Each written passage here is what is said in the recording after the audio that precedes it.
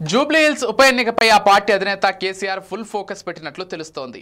అందులో భాగంగానే ఇప్పటికే అక్కడ గులాబీ పార్టీ అభ్యర్థిని ప్రకటించారు. జూబ్లీ హిల్స్ లో గెలిచి తెలంగాణ ప్రజలకు ఒక మెసేజ్ ఇవ్వాలని గులాబీ దళపతి డిసైడ్ అయ్యారు. ఈసీ నుంచి నోటిఫికేషన్ రాకముందే తమ ప్రణాళికను అమలు చేస్తున్నారు. రాజకీయాల్లో అపర చాణుక్యునిగా పేరుగాంచిన గులాబీ బాస్ తాను ఒక్కసారి రంగంలోకి దిగితే ఇక రాజకీయ స్వరూపమే మారిపోతుందని భావిస్తున్నారు. ఇక జూబ్లీ హిల్స్ సిట్టింగ్ స్థానాన్ని ఎలాగైనా సరే నిలబెట్టుకోవాలని బీఆర్ఎస్ పార్టీ శాయశక్తులా కృషి చేస్తోంది. ఈ క్రమంలోనే ఉప ఎన్నికల ప్రచారంలో కేసీఆర్ రంగంలోకి దిగుతున్నారని, ఆయన కూడా ప్రచారంలో పాల్గొంటారని ఆ పార్టీ నేతలు చెబుతున్నారు.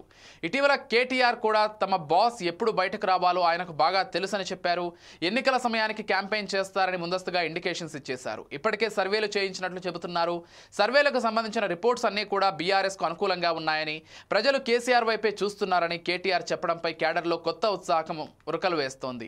అటు కవిత ఎఫెక్ట్ ఏమాత్రం ఉండదంటున్నారు. ఆ విషయంలో ఎవరూ డౌట్ పెట్టుకోవద్దంటూ కేటీఆర్ క్యాడర్ కు సూచించినట్లు సమాచారం. మరోవైపు ఎర్రవల్లిలో తన ఫామ్ హౌస్ లో కేటీఆర్, హరీష్ రావు, మహమూద్ అలీ, సబితా ఇంద్రారెడ్డి సహా పలువురు ముఖ్య నేతలతో ఆ పార్టీ అధినేత కేసీఆర్ సమావేశమయ్యారు.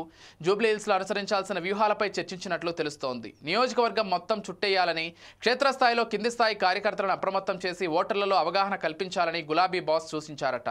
అటు హస్తం పార్టీని టార్గెట్ గా చేసుకుని ఆ పార్టీ ఇచ్చిన హామీల విషయంలో ఎలా ఫెయిల్యూర్ అయిందో ప్రజలకు వివరించాలని కేసీఆర్ దిశానిర్దేశం చేసినట్లు తెలుస్తోంది. అలాగే స్థానిక సంస్థల ఎన్నికలకు సైతం రెడీ కావాలని ఆయన చెప్పినట్లు బీఆర్ఎస్ వర్గాలు వెల్లడిస్తున్నాయి. జూబ్లీ హిల్స్ బీఆర్ఎస్ ఎమ్మెల్యే మాగంటి గోపీనాథ్ మరణించడంతో అక్కడ ఉప ఎన్నిక అనివార్యమైంది.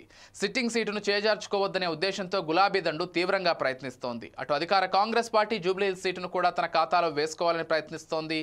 బీజేపీ కూడా బలమైన అభ్యర్థిని బరిలోకి దింపి గట్టి పోటీ ఇచ్చేందుకు సిద్ధమైంది.